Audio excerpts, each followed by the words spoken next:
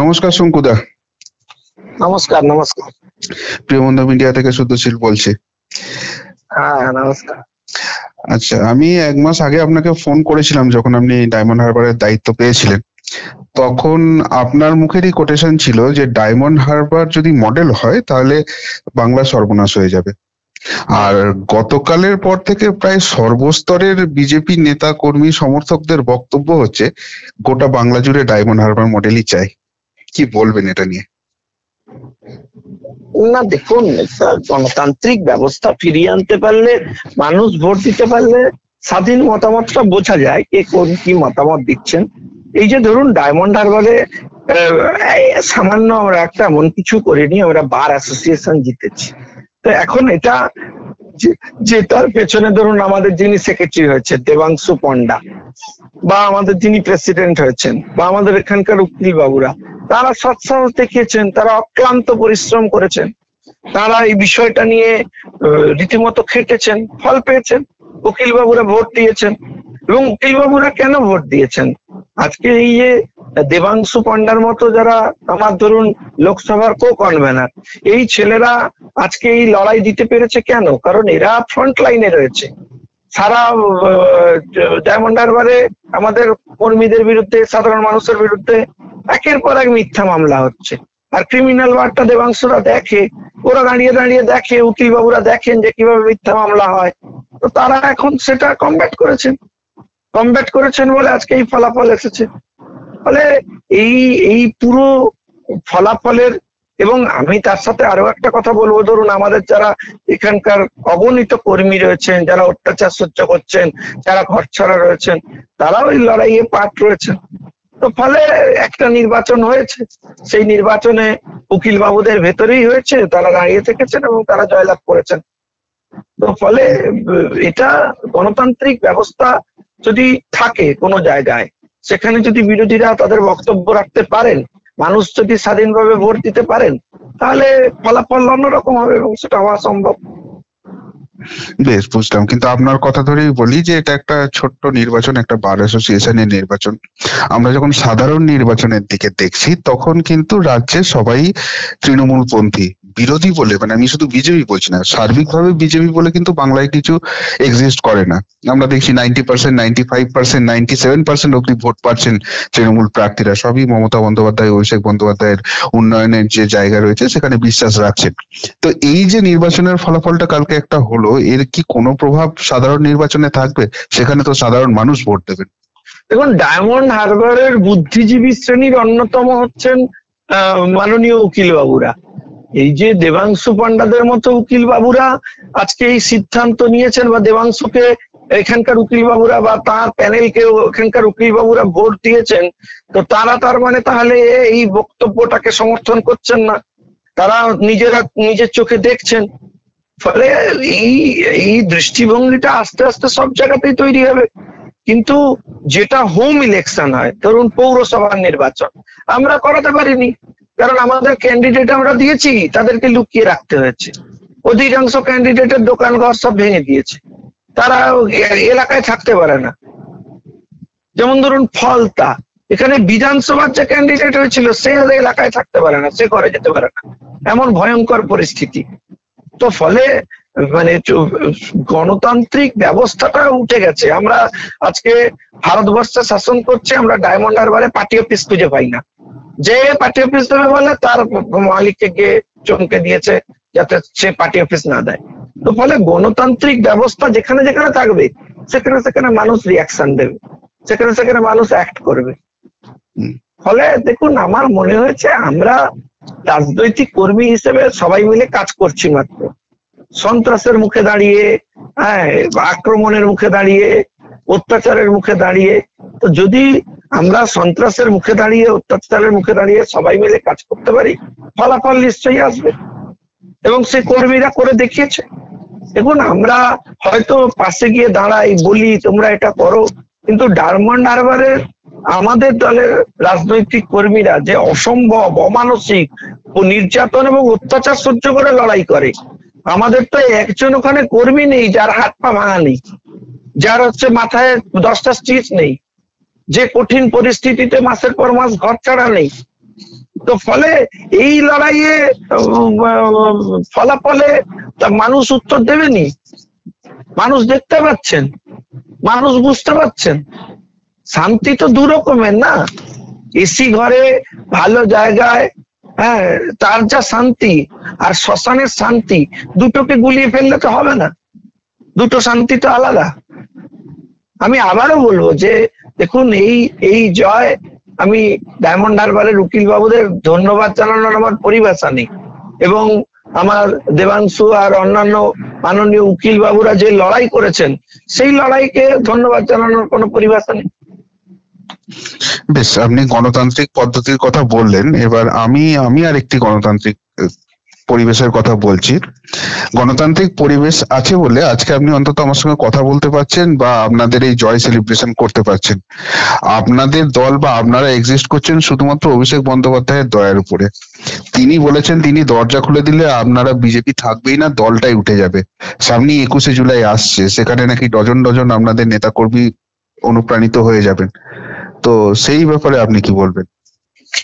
দেখুন, একটা রাজনৈতিক দল নীতি এবং আদর্শের উপর ভিত্তি করে তৈরি হয়। তো নীতি এবং আদর্শের উপর ভিত্তি করে যারা দল করেন তাদের ক্ষেত্রে এই ধরনের পলিসি, এই ধরনের সমীকরণ খাটে না। যেমন ধরুন, আমার বিরুদ্ধে দল বদলের অভিযোগ ওঠে, কিন্তু আমি তখনও সিপিএম এর বিরুদ্ধে লড়াই করতাম, আমি এখনো সিপিএম এর বিরুদ্ধে লড়াই করি। আমি বেসিক নীতির পরিবর্তন করিনি। আমি উদ্ধব ঠাকরের মতো হিন্দুত্বের উপর ভিত্তি করে নির্বাচনে জিতে এসে আমি কংগ্রেসের সাথে হাত মিলিয়ে ক্ষমতায় বসিনি। আমি সিপিএম এর বিরুদ্ধে লড়াই করে 2011 ক্ষমতায় এসে তারপরে রাষ্ট্রপতি নির্বাচনে আদিবাসী প্রার্থীকে সমর্থন না করে আমি যশবন্ত সিনহাকে ক্যান্ডিডেট হিসেবে দাঁড় করাইনি সিপিএম এর সাথে এক টেবিলে বসে। ফলে আমি নীতি থেকে সরে গেছি বলে আমার মনে হয় না, আমি নীতিতে ঠিক আছে। ফলে নীতি খুব ইম্পর্টেন্ট রাজনীতিতে, নীতি বেঁচে থাকে। যেমন আপনি মানুন বা না মানুন, রাজনৈতিক নীতি থেকে বিচ্যুত হয়েছিলেন বলেই বুদ্ধবাবু ক্ষমতা থেকে সরে চলে গেছিলেন। প্রো পিপল কনসেপ্ট থেকে সরে গেলেই আপনার বাংলায় পতন নিশ্চিত। তো ফলে মানুষ এখানে কাজ চায়, মানুষ জায়গা চায়, মানুষ উন্নয়ন চায়, মানুষ চাকরি চায়, বেকাররা চাকরি চায়। বেকারদের শুধুমাত্র ফুটবল খেলা আর গান দিয়ে ভুলিয়ে রাখা যাবে না। বেশ, আপনার নীতির কথা বুঝলাম। আপনি যেহেতু নীতির কথা বললেন, মহারাষ্ট্র মডেলের কথা বললেন, আমি এটা নিয়ে দুটো প্রশ্ন আছে। প্রথম প্রশ্নে আসি, সেটা হচ্ছে আপনার দলেরই নেতা, আমাদের রাজ্যের মাননীয় বিরোধী দলনেতা শুভেন্দু অধিকারী, তিনি দুটি কথা বলে থাকেন। নাম্বার ওয়ান, তিনি বলেন যে মহারাষ্ট্র হয়ে গেছে, ঝাড়খণ্ডে হবে, তারপর বাংলায় হবে। আবার তিনি বলেন এই সরকার 2026 অব্দি টিকবে না, 2024-এই জোড়া ভোট হবে। তো নীতির কথা যদি হয়, গণতান্ত্রিক পদ্ধতিতে নির্বাচিত একটি সরকারকে ফেলার কথা বলছেন আপনার দলেরই নেতা, রাজ্যের বিরোধী দলনেতা, এটা কোন নীতি?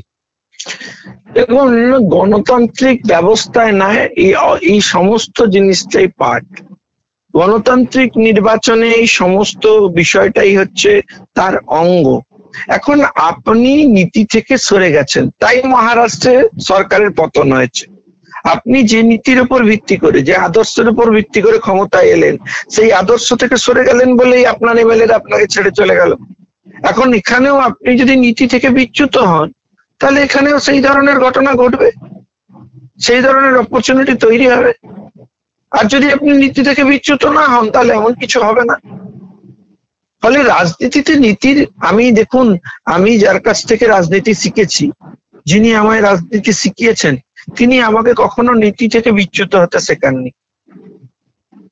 তাকে হয়তো রাজনৈতিক স্বার্থে অনেক সিদ্ধান্ত নিতে হয়, যেটা হয়তো তাৎক্ষণিকভাবে আমার রাজনৈতিক অ্যাপ্রোচের পরিপন্থী, কিন্তু তিনি আমাকে শিখিয়েছেন, তার কাছ থেকে আমি শিখেছি। আমি তার রাজনৈতিক লড়াই, তার রাজনৈতিক কাজকর্ম এবং তার রাজনৈতিক অ্যাগ্রেশন থেকে আমি শিখেছি যে নীতি থেকে বিচ্যুত হওয়া যাবে না, বেসিক নীতিটা ঠিক রাখতে হবে রাজনীতিতে। ফলে সেই শেখা, সেই জায়গা, গুরু পূর্ণিমার সময় আপনি ফোন করেছেন, ফলে গুরুর সেই নির্দেশ থেকে আমি অপারেট করব। আমরা সেভাবে রাজনৈতিক ভাবে এগিয়ে যাব। তাতে অসুবিধা হবে, তাতে অ্যাগ্রেশন থাকবে, তাতে লোকে আঘাত করবে, কিন্তু তাতে ফলাফল আসবে এবং সেটা পজিটিভ। আমি দেখুন, মাননীয় আপনি তৃণমূল কংগ্রেসের নেতৃত্ব সম্পর্কে প্রশ্ন করেছেন। এখন তাদের উচিত, তারা যে মডেল সারা রাজ্যে করবেন বলছেন, সেখানে তাদের আগে গণতান্ত্রিক ব্যবস্থাটা ঠিক রাখতে হবে। তাদের তবে না তিনি আদর্শ প্রশাসক হবেন। তিনি যদি গণতান্ত্রিক ব্যবস্থাটাই ঠিক না রাখেন, তাহলে তার প্রশাসনিক ক্ষমতা নিয়ে তো প্রশ্ন উঠে যাবে। তাকে তো বিরোধীদের স্পেস দিতে হবে, রাজনৈতিক লড়াই করে জিততে হবে। এখন পঞ্চায়েত নির্বাচনে লোকে ক্যান্ডিডেট দিতে পারেন, তখন তারা বলবেন যে ক্যান্ডিডেট দিতে পারে না কারণ এদের লোক নেই। তো লোক সংগঠন তৈরি করতে দেননি। আমি বিধানসভার ক্যান্ডিডেটকে এলাকায় রাখতে পারিনি গত 6 মাস 8 মাস, থাকতে পারছেন না। ফলতার ক্যান্ডিডেট এলাকায় ঢুকতে পারছেন না। হাইকোর্টের নির্দেশ আছে, মামলা হয়েছে, তারপরেও আমি অ্যাকোমোডেট করাতে পারি না, তারা আর বাড়ি যেতে পারছেন না। সাধারণ কর্মীদের আপনারা কোনোদিন যদি আপনাদের ডাকি, আপনাদের চোখ ফেটে জল আসবে। বছরের পর বছর তারা এদিক ওদিক করে ঘুরে বেড়ান। তাদের অপরাধ কি? তারা একটি বিরোধী দল রিপ্রেজেন্ট করেছেন। তো ফলে গণতান্ত্রিক ব্যবস্থা তৈরি করতে হবে, গণতান্ত্রিক ব্যবস্থায় থাকতে হবে। দেখুন, আমরা আজকে আমি সেই লাইনটা দিয়ে আপনাকে শেষ করতে চাই। আমাদের নেতা বলেছেন ক্ষমতায় কেউ আসবে, যাবে, থাকবে। আজ আপনি ক্ষমতায় আছেন, কাল আপনি বিরোধীতে থাকবেন। আমি আজ বিরোধীতে আছি, কাল আমি ক্ষমতায় আসব। কিন্তু মনে রাখতে হবে, গণতন্ত্র থাকবে, রাজ্য থাকবে, দেশ থাকবে। খুব ভালো কথা বললেন। কিন্তু আপনি একটা কথা তো মানবেন যে বাংলার মানুষ বিজেপিকে চায় না, কেননা বিজেপি হচ্ছে বহিরাগত। বাংলার যদি সংস্কৃতির আমরা ধারক এবং বাহক ধরি, তাহলে ধরুন সায়নী ঘোষ, মহুয়া মৈত্র, কবির সুমন, এরাই তো ধারক এবং বাহক। কেননা তাদের যিনি নেত্রী সেই মমতা বন্দ্যোপাধ্যায় বাংলা নিজের মেয়েকেই চায়। অভিষেক বন্দ্যোপাধ্যায় এবং মমতা বন্দ্যোপাধ্যায়ের উন্নয়নের উপরই তো আস্থা রাখছে। বিজেপি কোথায়? বাংলায় তো বিজেপি কোথাও নেই। দেখুন, একটা দল 3 থেকে 75-এ পৌঁছেছে, একটা দল 2.5 কোটি মানুষের ভোট পেয়েছে বাংলায়, একটা দল বিরোধী দল হিসেবে এখানে উঠে এসেছে। শুভেন্দু অধিকারী বাড়ি কি এতে নাকি ফিলিপিন্সে? সুকান্ত মজুমদার কি হচ্ছে ঘানা থেকে এসেছেন নাকি? না দিলীপ ঘোষের বাড়ি হচ্ছে মালদ্বীপে? এরা কোথাকার? শ্যামাপ্রসাদ মুখোপাধ্যায়ের কে প্রচারে আনা হয়নি, ইতিহাস থেকে তাকে ভুলিয়ে দেওয়া হয়েছে। শ্যামাপ্রসাদ মুখোপাধ্যায়ের জীবনী কেন আমরা ইতিহাসের পাতায় পড়বো না? কেন তার লড়াই, রাজনৈতিক লড়াই, কাশ্মীরকে দেশে রাখার লড়াই, বাংলাকে ভারতে রাখার লড়াই, তিনি না থাকলে তো আজকে আমরা অন্য দেশে চলে যেতাম। কেন কেন আমরা সেসব নিয়ে পড়াশোনা করব না? সেসব নিয়ে একটা নাটক করেছে বলে চাপা সন্ত্রাস চলছে। সে নাট্য দলকে বলেছে তো কোথাও নাটক করতে দেওয়া যাবে না। কলকাতা বিশ্ববিদ্যালয়ে শ্যামাপ্রসাদের অবদান, ভূমিকা আমরা অস্বীকার করতে পারি? তার চেয়ারকে যথাযথভাবে সম্মান দেওয়া হয় না, তাকে যথাযথভাবে তুলে ধরা হয় না বাংলার বুকে। এবারে তো তার মূর্তি ভাঙা হয়েছে। দেখুন, শ্যামাপ্রসাদ মুখোপাধ্যায়কে শুধু রাজনৈতিক নাক পাশে আবদ্ধ করলে হবে না। তিনি আছেন বলে আজকে বাংলাটা আছে। শ্যামাপ্রসাদ মুখোপাধ্যায় নিশ্চয়ই বহিরাগত নন, তিনি নিশ্চয়ই বাঙালির ধারক বাহক হতে পারবেন না এমন নিশ্চয়ই জায়গা নেই। সঠিক সত্যকে তুলে ধরতে হবে। কে বহিরাগত? কারা বহিরাগত? এই 2.5 কোটি মানুষ যারা ভর্তি হয়েছেন তারা বহিরাগত? এই যে 75 জন এমএলএ এসছেন তারা বহিরাগত? কি বলছেন আপনি? আপনি গণতান্ত্রিক সত্যকে অস্বীকার করবেন? না, এটা আমার কথা নাই। যেভাবে আপনাদের রাজনৈতিক আক্রমণ করা হয় তৃণমূল কংগ্রেস, রাজনৈতিক আক্রমণ করাকে আমরা গুরুত্বই দিই না। কারণ তারা কি দেখাতে চাইছেন, তারা কি পারসেপশন তৈরি করতে চাইছেন? তারা দেখাচ্ছেন যে 200টা কেন হয়নি বিজেপি প্রথমবার ক্ষমতায় এসে বিরোধী দল হিসেবে উঠে এসেছে। আপনি মনে করেন না এটা আতঙ্কের কারণ? এটা চিন্তার কারণ? এটা চিন্তার কারণ বলেই তো আজকে সব থেকে বেশি রাজনৈতিক আক্রমণ বিজেপির উপর নেমে এসেছে। সব থেকে বেশি টার্গেটেড আমরা, বুঝলাম। সব থেকে বেশি ফেস করতে হচ্ছে আমাদের। আমার একদম শেষ প্রশ্ন আপনাকে, সেটা হচ্ছে আপনি যখন ডায়মন্ড হারবারের দায়িত্ব বিজেপির তরফ থেকে পান, সেখানে আমরা দেখেছিলাম সেখানকার সাংসদ অভিষেক বন্দ্যোপাধ্যায় একটি কর্মসূচি নিয়েছিলেন, এক ডাকে অভিষেক।